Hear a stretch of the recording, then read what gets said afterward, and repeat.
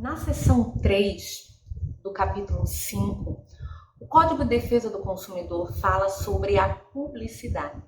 E quando nós falamos de publicidade, é justamente aquele mecanismo de convencimento do consumidor a consumir, né?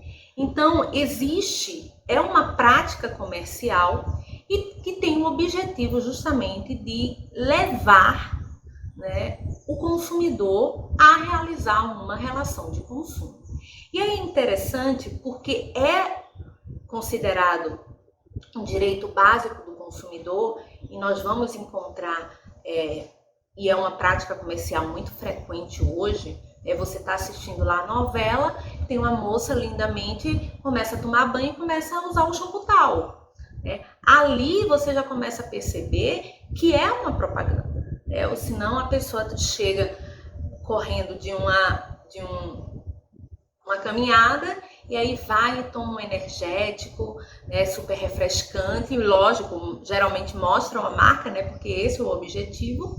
E ainda mais hoje nas redes sociais, onde nós temos os influenciadores que vão justamente direcionar os seus seguidores para o consumo de determinados produtos. Isso é muito frequente hoje na sociedade de consumo que nós vivemos, né?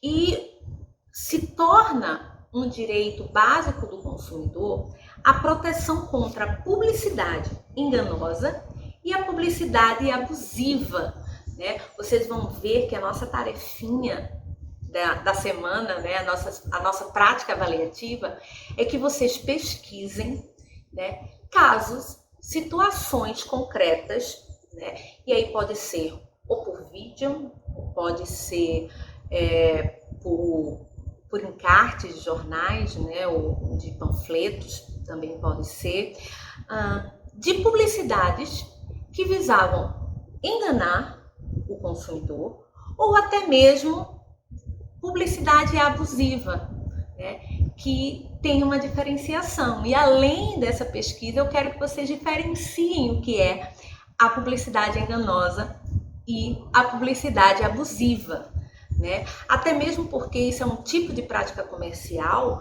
que acaba tendo uma repercussão muito negativa, né? Primeiro, o consumidor ele tem que saber que aquela vinculação, aquela informação se trata de publicidade, ou seja, de incentivo a práticas de consumo. Então, além da publicidade enganosa ou abusiva, métodos comerciais coercitivos, eles também precisam ser coibidos. Métodos comerciais desleais, bem como a prática de cláusulas abusivas ou cláusulas impostas no fornecimento de produtos e serviços. Além disso, também é um direito básico do consumidor a modificação de cláusulas contratuais que venham a estabelecer prestações desproporcionais ou a revisão, no caso, em razão de fatos supervenientes que as tornem excessivamente onerosas. Imagine que você fez a contratação e digamos que aquele produto tem uma renovação do preço e ele é feito com base no dólar, que você pagava no início do contrato. O dólar a 1,80 passou a ter o dólar a 5,45. Vamos assim dizer. Dessa forma, existe sim a possibilidade de que haja revisão para que essa relação de consumo que ficou distorcida, que ficou excessivamente onerosa, ela venha se adequar à realidade do preço de mercado. Também nós temos como direito básico do consumidor a efetiva prevenção e reparação de danos patrimoniais, danos morais e sendo eles tanto de natureza individual, ou seja, um consumidor considerado individualmente, ou também de natureza coletiva ou difusa. É quando você tem toda a coletividade como vítima ou considerada como consumidores também sofrendo dano resultantes de relações de consumo. Além disso, também é direito do consumidor o acesso aos órgãos judiciários, aos órgãos administrativos, com vista à prevenção e à reparação de danos patrimoniais e morais, individuais, coletivos ou difusos, sempre assegurada a proteção jurídica, administrativa e técnica aos necessitados, aqueles que não têm condições, sem prejuízo da sua subsistência, a fazer o custeio, tanto do processo como também do advogado. Por isso nós temos a previsão como política nacional da instituição de mecanismos de defesa, como as defensorias públicas e outros grupos, como a OAB tem o Núcleo de Defesa do Consumidor, dentre outros. A facilitação da defesa de seus direitos, inclusive com a inversão do ônus da prova ao seu favor no processo civil, quando a critério do juiz for verossímil a alegação ou quando ele for hipossuficiente segundo as regras extraordinárias de experiência. Muitas vezes, você como consumidor não vai ter como provar uma alegação sua. E aí o juiz, se verificar que se você foi insuficiente no processo e a sua alegação ela for verossímil, melhor dizendo, ele pode chegar e dizer, não, apesar de você estar alegando, eu vou dizer, fornecedor, prove que isso não aconteceu dessa forma. E além disso, nós temos também, como direito do consumidor, a adequada e eficaz prestação dos serviços públicos em geral. Não é que é pelo Estado que ele está fora das regras desse jogo. Não, muito pelo contrário. Também é requerido do Estado de que ele atue em respeito ao mercado de consumo. E aí tem um ponto importante.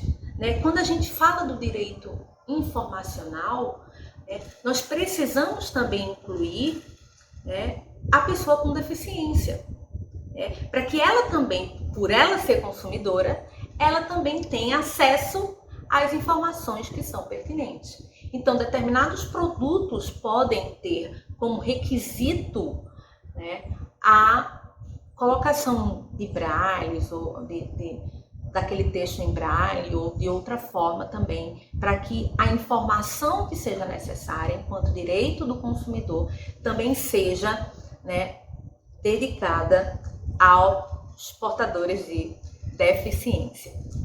E aí tem um ponto importante, está lá o Código de Defesa do Consumidor, amplo e que traz uma série de direitos de proteção.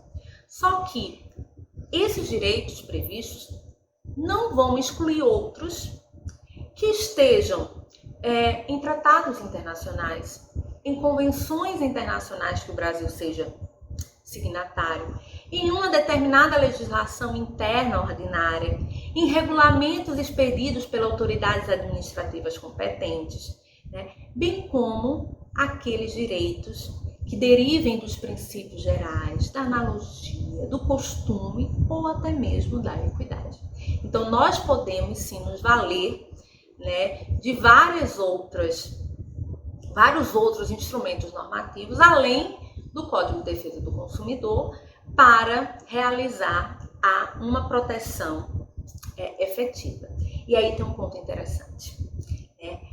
O Código de Defesa do Consumidor estabeleceu o seguinte, olha, se aquela ofensa, se aquele dano causado ao consumidor foi efetuado por mais de uma pessoa, ou seja, tem mais de um autor, todos responderão solidariamente pela reparação dos danos previstos nas normas de consumo. O que é que isso significa? Que o autor é empresa X, empresa Y. Você pode cobrar só da empresa X, você pode cobrar só da empresa Y, ou você pode cobrar das duas. A responsabilidade solidária ele tem esse objetivo, de conseguir de forma mais efetiva que aquele dano seja reparado. E por isso ele não limita a possibilidade de um ou outro de realizar a responsabilidade dele, né, de forma judicial ou até mesmo de forma extrajudicial através de órgãos como o PROCON. Bem, além dessa parte, nós temos um ponto muito importante, né, que é sobre a qualidade de produtos e serviços, a prevenção e a reparação de dados. Mas como esse é um tema que requer um pouquinho mais de cuidado nosso, nós vamos deixar para o nosso próximo bloco.